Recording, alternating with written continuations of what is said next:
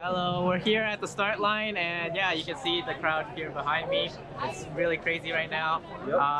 They have us bucketed in sort of loose, sort of time groups, and this is near the 4 hour end of the 4 hour mark, start of the 5. And yeah, now we're just waiting, and I have no idea what's going to happen. This is my first time doing this event, so I didn't really know what was going on, but the line started moving, we started shuffling, and sooner or later, we finally got to see these white arches, the start line here at Stanley Park. Yeah. Start line, here we go! Whistler in 4 hours, 5 hours! Woo! And off we go. So first, I want to give an overview of the course. We start here in beautiful Stanley Park in downtown Vancouver, head over the Lionsgate Bridge, onto the Sea to Sky Highway, which goes on for 75 miles and about 7,000 feet to Whistler, the famous ski resort city. And this 2022 edition of the RBC Gran Fondo will be the first one since 2019, and apparently with about 6,800 riders signed up. So the ride has begun and we're starting to head out of Stanley Park. And this was definitely the biggest start line I've ever been a part of. And it was really, really cool just seeing so many people on their bikes, but also pretty chaotic.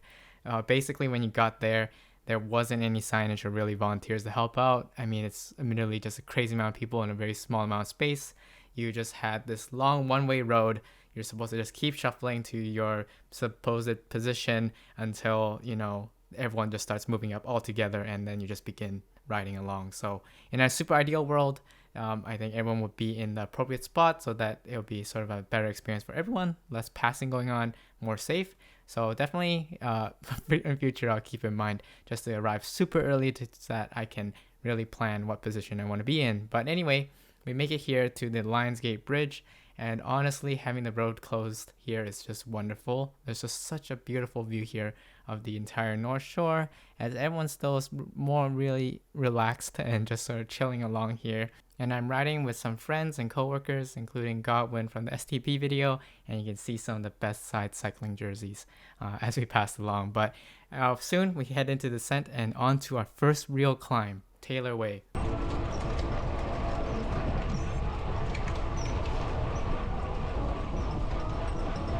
Godwin! Admittedly, I got super excited when I saw the gradient pitch up and just sort of a wall of people. For those of you new to the channel, I'm a featherweight rider that really loves climbing hills. So that was the part of this ride that I was looking most forward to. And yeah, this is really one of the sort of main challenges of the day, as the gradients don't pitch up all too high throughout and would really be considered more rolly, except until you get to later on in the course with the Furry Creek Kom, as well as post Squamish. You start to encounter more hills as you head on to Whistler. But this is really the proper introduction for the ride to me, which is going to be really navigating a ton of people on the hills. But this is it's quite exciting. I am trying to be as safe as possible here, always on the left unless there's clear space or the riders know. And yeah, making our way up here, spending my first match as we keep going along and we get to the highway, where you're greeted with awesome views of the Burrard Inlet and the water to the west, but it doesn't really end there. But during this part, you sort of have a whole highway, and I'm still navigating a lot of people, so it's really important to communicate. On your left. On your left. On your left. Rider etiquette really makes such a huge difference in these big rides. This is a bit interesting because this is the first event where I actually have a time chip. So technically there are positions and it is a race, but I'm far back enough where I really don't think any of these riders should be thinking about that. So the key really is to keep being predictable and to communicate. That means keeping your line and making sure you don't move around unless you know that there isn't anyone there.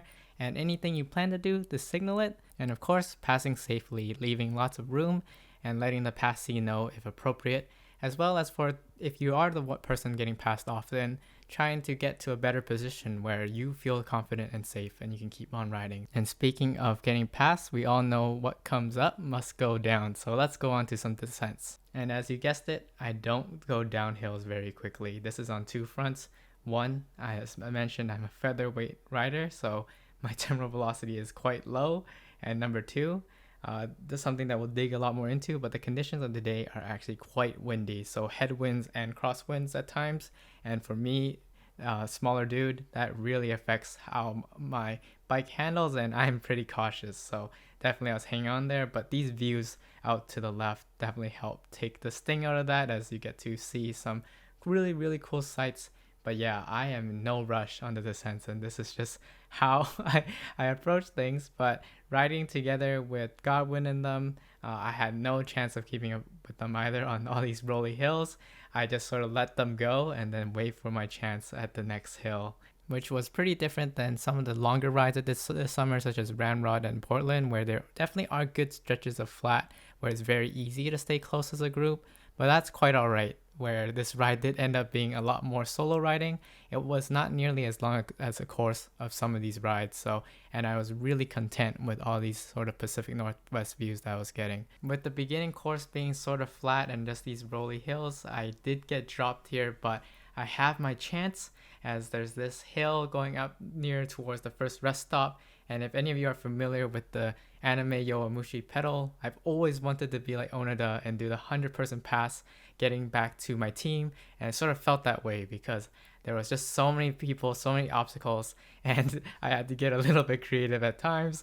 But yeah, here's me putting in some of that work, raising up that cadence to try to meet up back with my friends, as it was sort of quite frantic at this point. Still a ton of people bunched up and just trying to get through, but eventually I catch up to Godwin and the crew right at the nick of time at the rest stop, where ironically I think they put the steepest gradients of the course, exiting the highway, leading you right up this hill, all good in the 9 to 11%. So everyone's just struggle busting up here, trying to get their first snacks. And there's probably a lot of things to dig in here and some unfortunate drama that we'll get into, but we make it here, and we are now ready to take our first break at about 33 kilometers into the course. All right, we're at the first rest stop. It's pretty crazy here. So far, just a bunch of rollers, but no real big climbs yet. So stay tuned, and we'll wait for the end. So there's already been some headlines about the insufficient feed / support in this event, but I want to just give my own personal take and what happened during that day. So as I was approaching the counter, I just basically saw green bananas, cookies, and potato chips. So I just took the potato chips because I couldn't fathom eating such a green banana. And this is definitely going to cost me later, as we'll see in the video. And it definitely grew sort of a stark opposition to rides like the Seattle to Portland ran by the Cascade Bicycle Club, where there's some seems to be just abundant amounts of typical cycling feed. And on that note, if you're enjoying this video so far, please roll over that like button and subscribe. I cover all sorts of cycling content here in the Pacific Northwest. I'm based in Seattle, Washington, but I'm from Vancouver, BC, so expect a lot of content from up here too. So if that all sounds good to you, ring the bell icon as well, and let's keep on going to where we make it to the Furry Creek Kom. So this is a section of the course where they also have it time chipped, and it's sort of the king of the mountain. One segment here also in that good 7 to 8%.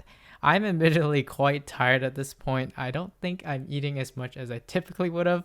I'm only just barely saved by the fact that my dad that morning asked me if I wanted to bring an extra Cliff Bar, and I said sure, why not. So I'm sort of really rationing my food here.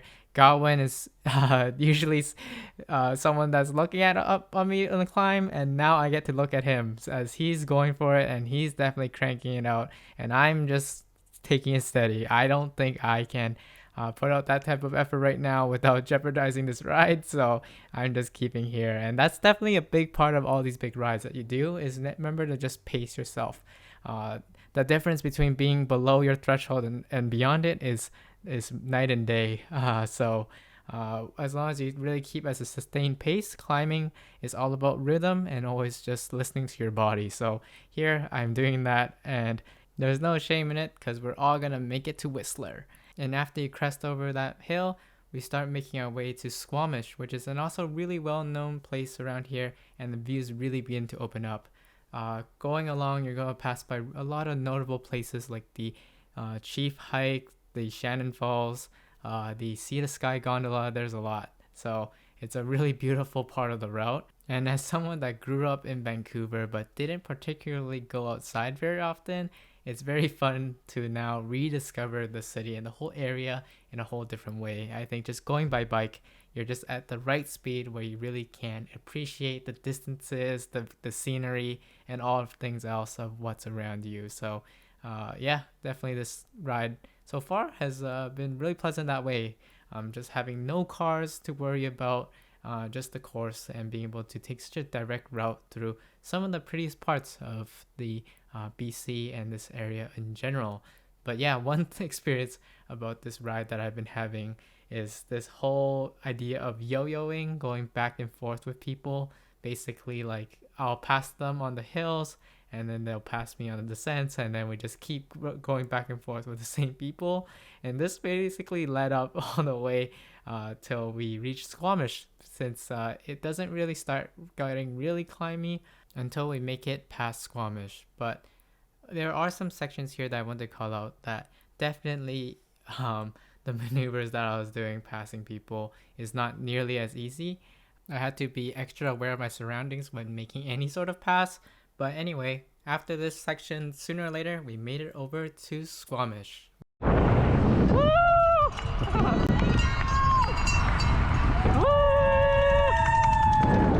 There were definitely a ton of spectators just on the side of the road cheering on all the riders, as well as tons of volunteers handing out food, helping out with the finish line. And there's just so many people doing this one ride on this one day. And also props to the organizers for putting this all together. So we made it to the next rest stop here, I think at Alice Lake, and my reserves are basically pretty low at this point, or almost nothing. And I finally noticed a person holding some bars there, and I make a beeline to them, getting some much needed carbs and energy for the rest of the ride. And this will really come as a little bit of a transition point for me on two fronts. One, where it's I'm finally getting back some of the energy now, and two, we're heading into the climbs, the part that I've been looking forward to all day. Though there's definitely some challenges waiting ahead, as the wind is really going to start picking up in the form of a headwind, unfortunately, and definitely that those do not add up well together.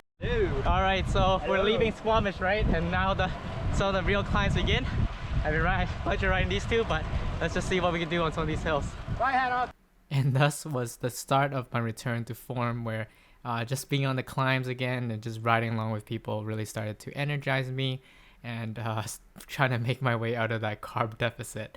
But yeah, this experience has been really interesting so far, given that this ride is, compared to some of the big event rides like the Seattle-Portland, is a much shorter in length and in time. Definitely I'm going to consider just bringing most of my own nutrition next time. Not to say that you shouldn't rely on support or that support shouldn't be there, but really in this case where given your experience level, you may be able to go off your own feed. I mean, just why not? You get to eat what you like and perform in that way. But anyway, just on these hills, it was such an interesting experience riding with everyone. Definitely, it was like the most quiet environment and almost serene, as everyone's not exactly huffing and puffing, but we're all just slowly like cranking along in the pedals. I was just so tempted to lighten up the mood or make some noise, but that didn't seem very appropriate. So I'm just here soaking up the sun, enjoying the gradient, as well as really getting energized by the supporters on the road.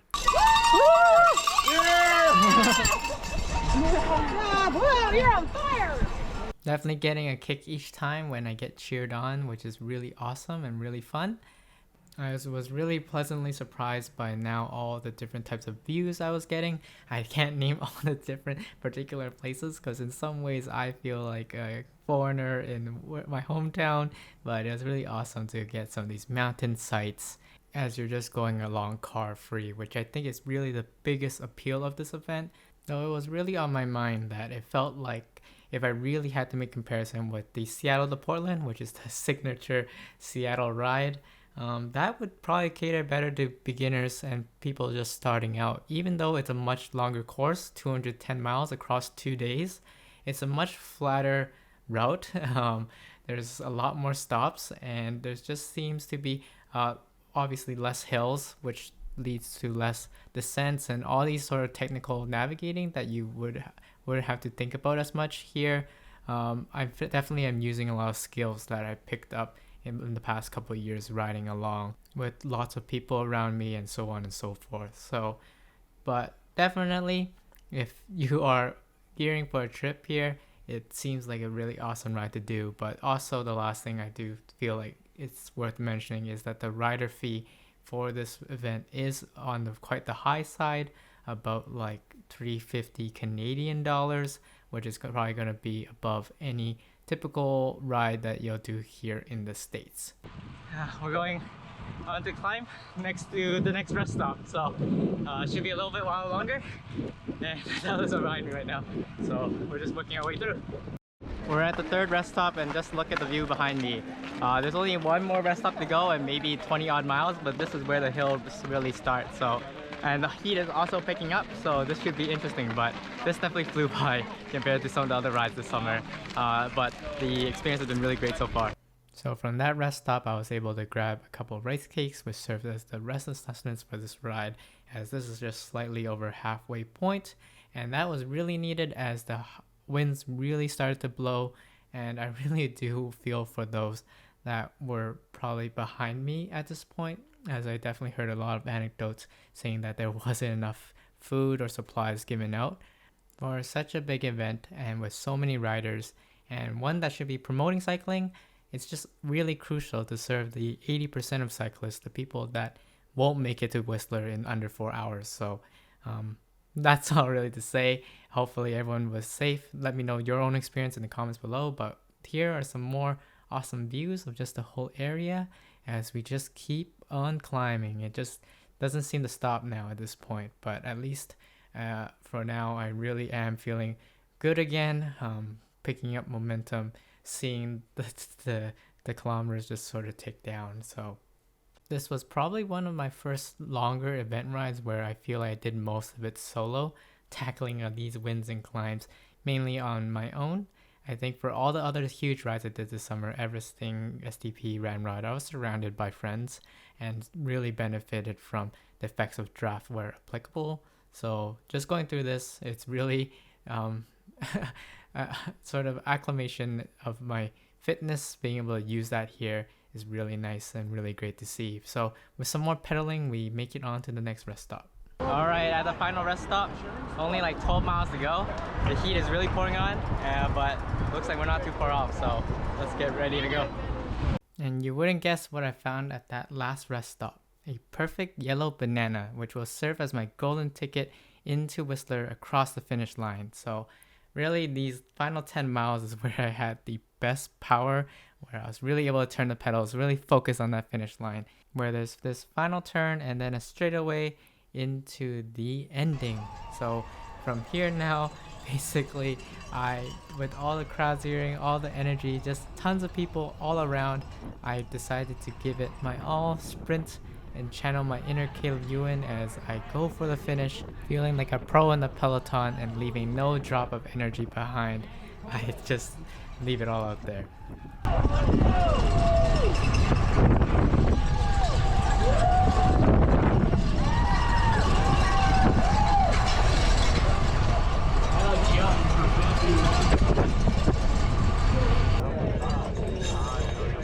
Congratulations. Thank you. Here's the medal.